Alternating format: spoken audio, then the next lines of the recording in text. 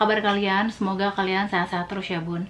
Hari ini khusus video untuk para bunda, karena aku yakin buat kalian yang mampir ke video aku kali ini, kalian adalah bunda-bunda yang sedang mengalami kegalauan gitu ya, mau nyapi anak, ataupun lagi proses nyapi anak, ataupun sulit untuk menyapi anak gitu. Karena itu pun yang aku rasakan. So aku akan berbagi tips dan cara gimana caranya supaya bisa menyapi anak kita dengan cepat. Kebetulan anak aku usianya udah 2,5 tahun.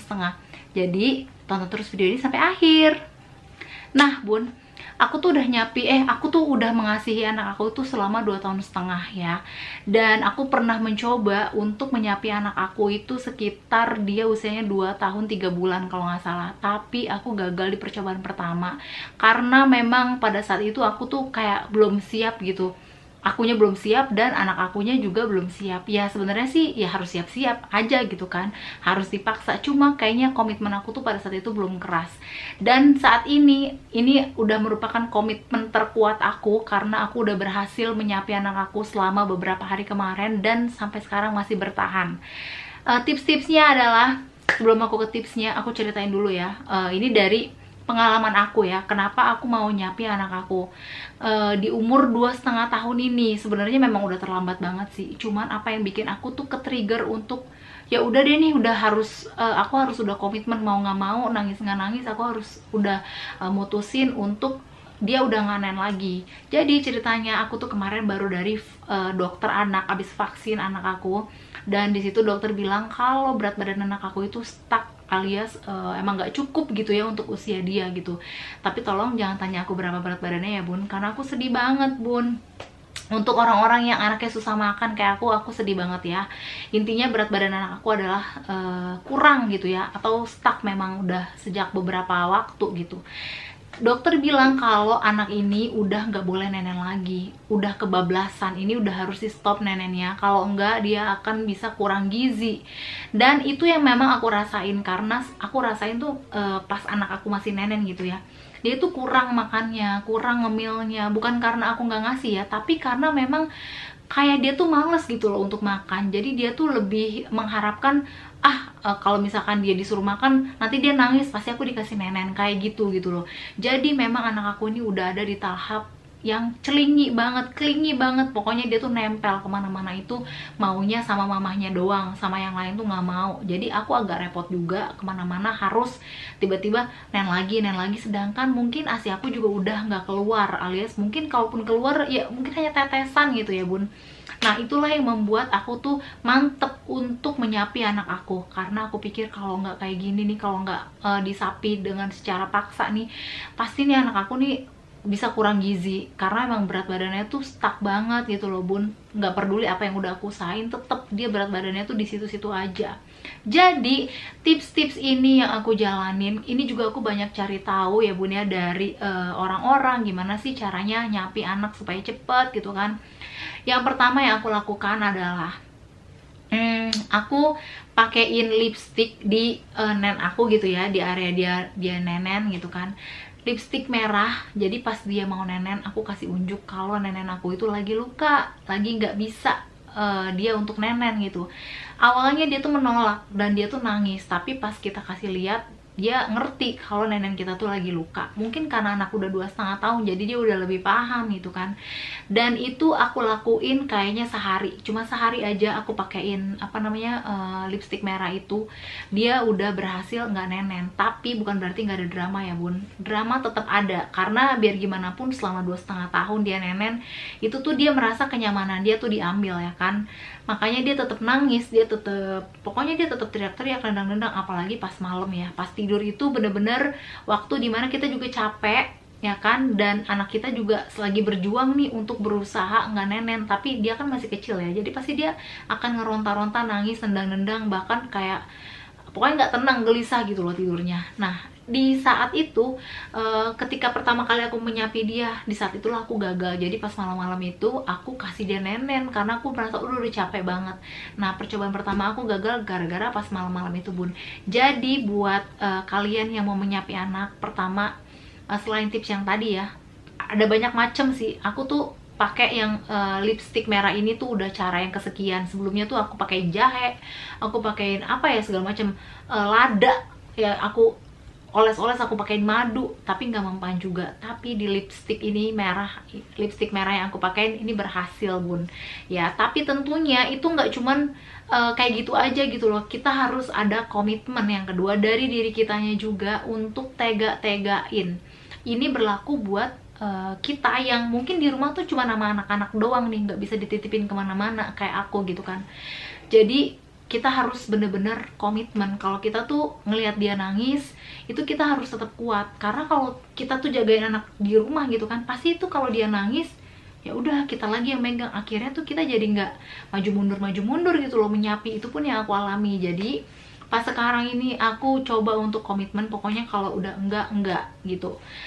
Dan puji Tuhannya berhasil sampai dengan saat ini. Terus juga yang ketiga caranya, aku selalu sounding ke dia bahwa neneknya itu udah nggak bisa lagi karena udah besar, karena udah harusnya makan yang banyak dan nyusunya pindah di botol kah atau itu susu kotak kah, pokoknya intinya udah nggak bisa di nenen mama lagi.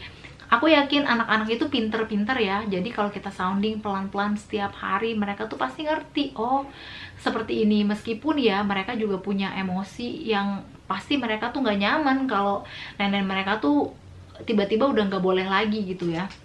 Jadi kita juga harus banyak-banyak sabar.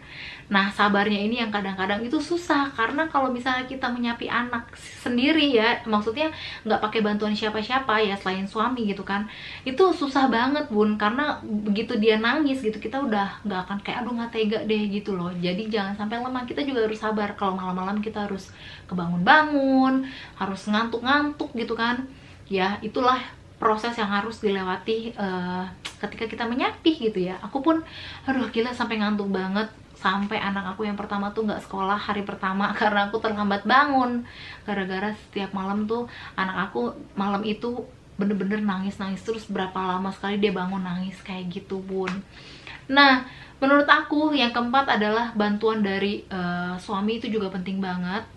Dia yang menguatkan kita untuk kita tuh tetap di komitmen awal nih. Kalau udah enggak mau disapi, ya udah enggak, bagaimanapun dia nangis, kita kerjasama dengan suami gimana caranya, entahkah papanya yang gendong, papanya yang tidurin atau gimana, pokoknya bagaimana supaya dia itu lupa gitu loh untuk nenen ya kan. Karena kalau kita cuman sama suami dan anak-anak di rumah, mau minta tolong sama siapa lagi ya kan. Jadi kita harus bisa kerjasama dengan suami kita ya. Ini para suami harus membantu mamahnya untuk maksudnya mama dari anak-anaknya ya, para istrinya, untuk keberhasilan menyapih ini. Karena memang dramanya itu luar biasa ya. Aku tuh sampai capek banget ya nenenin selama 2,5 tahun itu, capek loh. Karena kita udah nggak ada asinya, tapi kemana-mana kita harus repot dengan tiba-tiba nenen.